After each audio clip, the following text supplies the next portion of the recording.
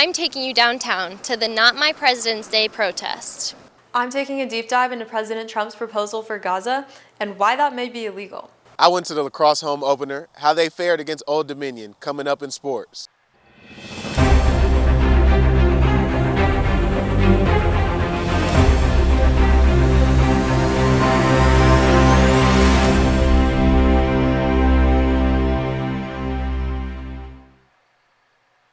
Good morning. I'm Katie McCawley, and you're watching the Nightly News. Let's get to our top story.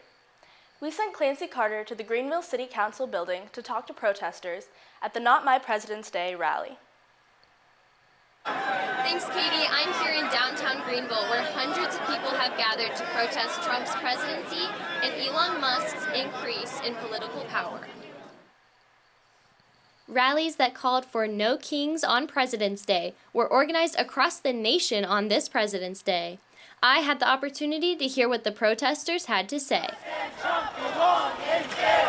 Musk and Trump belong in jail. Musk and Trump belong in jail. I am a school counselor and public education. I'm in the Title I school, so public education is the top of my priority in ensuring that all students have access to education and equity. They're also wanting to get rid of DEI, which most white women benefit from because we are women and most people don't want to pay us equally and or hire us. I've been on an interview and a man straight up told me he did not hire me because I was a woman and I refuse to live in a country that validates his opinions.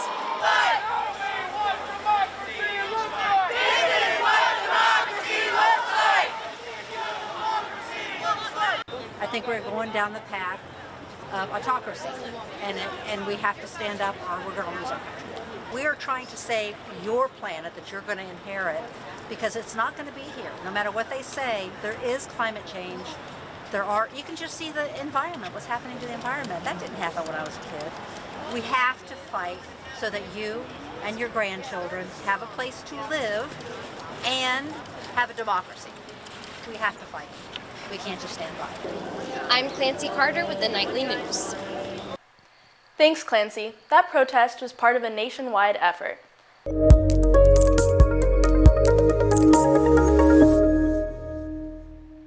Covering the country now, we begin with a major controversy out of our nation's capital. Donald Trump announcing a joint press conference. He wants to, quote, take Gaza. This statement sparked some intense reactions from countries across the globe, and our own Lainey Harness is in the studio to help break it down for you. Lainey? Yeah, thanks, Katie. So this all started about 2 weeks ago when President Donald Trump hosted the Israeli Prime Minister Benjamin Netanyahu in the White House for a joint press conference where the president made headlines with his proposal for the Palestinian territory. As far as Gaza is concerned, we'll do what is necessary. If it's necessary, we'll do that. We're going to take over that piece and we're going to develop it. So some background, the Palestinian people currently inhabit two sections of land in the Middle East, this first one being this large section known as the West Bank, and then this smaller section that borders both Egypt and the Mediterranean Sea known as the Gaza Strip. That is a section of land that the president has claimed the U.S. should take over. Now, standing alongside the president at this press conference was the prime minister, and he expressed some support for the president's plan, calling it a different idea. And I think it's worth paying attention to this. We're talking about it. He's exploring it with his people, with his staff. I think it's something that could change history, and it's worthwhile really pursuing this avenue. Now, this all comes in the midst of a very fragile ceasefire between the Israelis and Palestinians who have a history of conflict. I sat down with Thurman University Politics and International Affairs professor Akan Malichi to get a better idea of just how long this has been going on. The conflict is not as old as most people think. It's not an ancient conflict. It's a relatively recent conflict. It started about 100 years ago, 100 plus years. Professor Malichi continues on to say that the conflict really began towards the beginning of the Zionism movement when Jewish peoples began migrating to Palestine, and due to this intense conflict, the state was divided into Jewish and Palestinian territories, now known as Israel, Gaza, and the West Bank.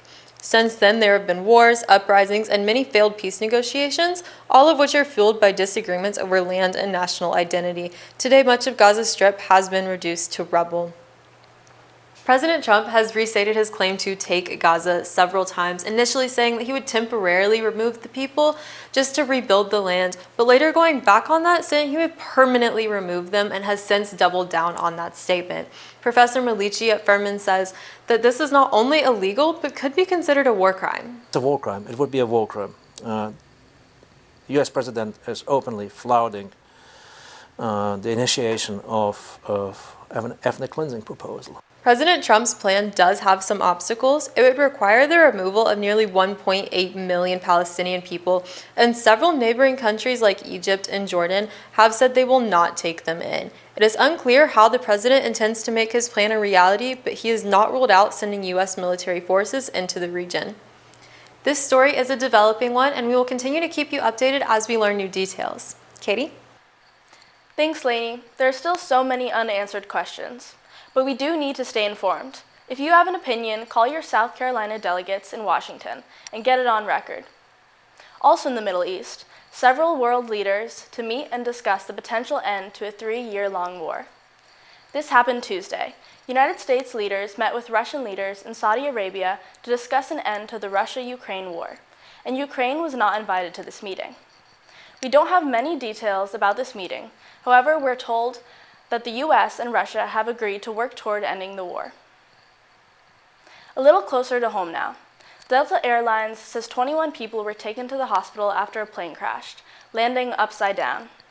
This happened yesterday afternoon at an airport in Toronto. The flight was on its way in from Minneapolis. Delta's CEO thanked the first responders. An investigation is underway. As we learn new details, we will keep you updated. And an alert out of our nation's capital. The Trump administration is now giving American schools and universities a deadline to cut their DEI programs.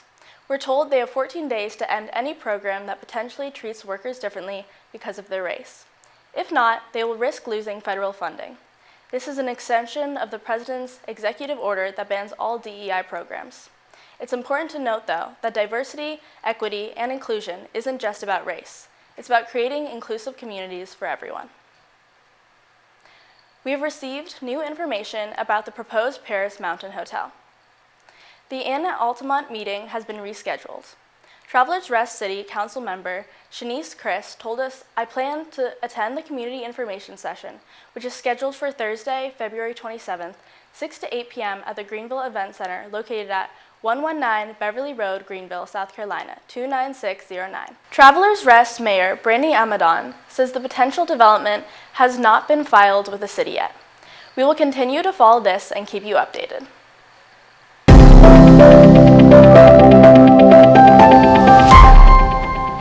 February marks Black History Month, which calls for a celebration of resilience and achievements, as well as a time to recognize the ongoing struggles for Black communities.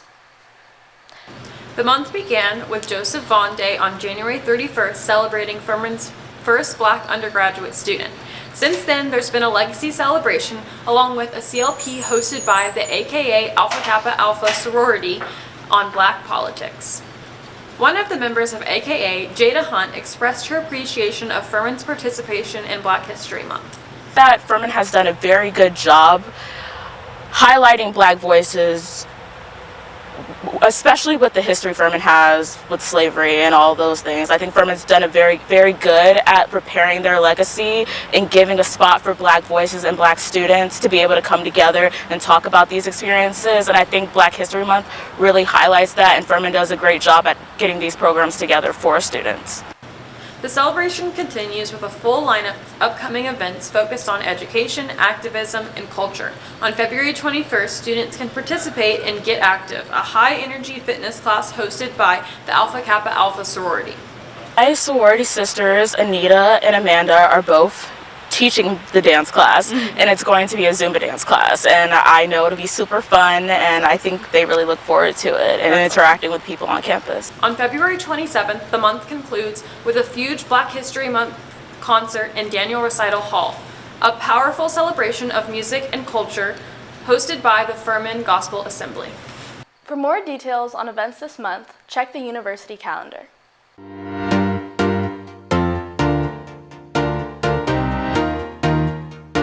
America runs on Duncan. America runs from Listeria. Almost 2 million baked goods sold nationwide were recalled last month due to concerns of listeria, according to the U.S. Food and Drug Administration. The recalled products include a range of chocolate, raspberry, and Bavarian donuts. However, as of early January, Dunkin' stated that no food has been tested positive for listeria. Expect to see a spike in plastic bottles as looming tariffs drive Coca-Cola to turn away from aluminum. Coca-Cola may be selling more plastic bottles in the U.S. if President Trump's tariffs end up making aluminum cans more expensive, with a 25% import tax on all steel and aluminum entering the U.S. You may have a new favorite drink in the DH and PDEN. Dr. Pepper has announced a new flavor in 2025. The new Zero Sugar Blackberry combines classic Dr. Pepper and the sweet tang of blackberry.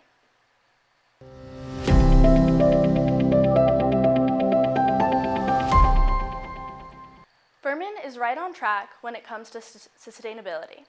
The university has received STAR credit given by the Association for the Advancement of Sustainability in Higher Education.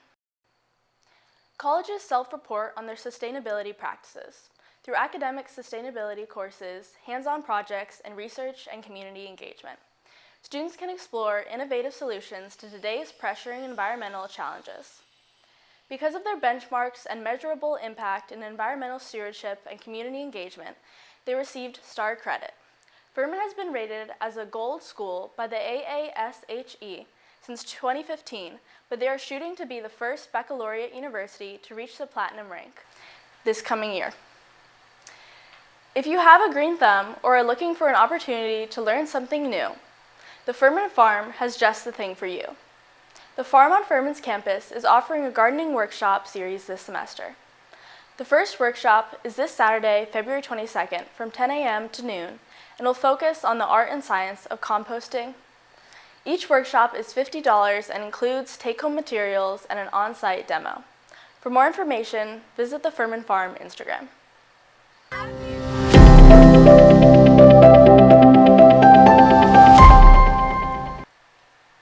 We all need a little more laughter in our lives. To have your funny bone tickled, you might want to check out the Furman Improv Troupe, Improbable Cause. I met with a few of their members to learn a little more about the troupe. It just gets really silly and funny, and I like having to think really quickly on the spot. Improbable Cause is the Furman Improv Troupe. It is currently made up of 10 members, 3 of which I got the opportunity to chat with.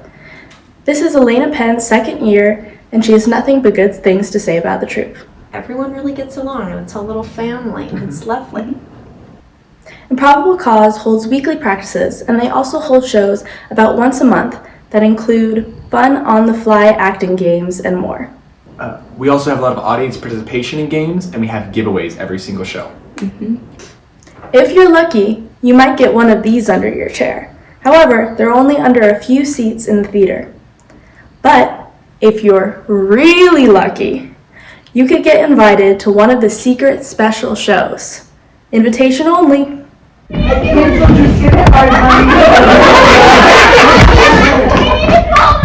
Some of you may want to be in the spotlight and join the troupe on stage.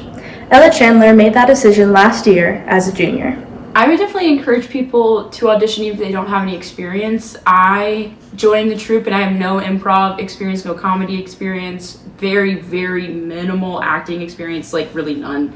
So it's something that you can do even if you've never done it before. If you're interested in joining the troupe, their auditions are every year at the beginning of the fall semester. And if you're interested in seeing them on stage, their next show is on March 15th at 7:30 p.m. in the Playhouse Theater. For more information, visit their Instagram at Furman Improv. This past weekend, many Furman students attended the Nancy Cooper Valentine's Dance for Exceptional Adults, one of Furman's most treasured events for many years. This event is hosted by the Heller Service Corps and allows special needs agencies in the community to provide a wonderful opportunity for their members to celebrate and dance the night away with Furman student volunteers. The event, originally titled Heller's Valentine's Day Event, was recently named after Nancy Cooper, who retired from Furman in 2024 to honor her dedication to the Heller Service Corps and her impact on the Furman community. Let's go now to Dixon, who is a wrap-up of how the Paladins fared in this week's sports.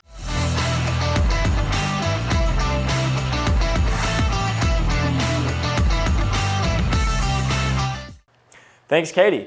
The Furman Paladins had a busy week in the sports department this week, with many different teams competing in and out of the state. We start today with women's lacrosse, who played their first home game this weekend, and our guy Grant Robinson has the breakdown on that. Thanks, Dixon. I'm here at Paladin Stadium, where the Furman women's lacrosse team just defeated the Old Dominion Monarchs in their season opener.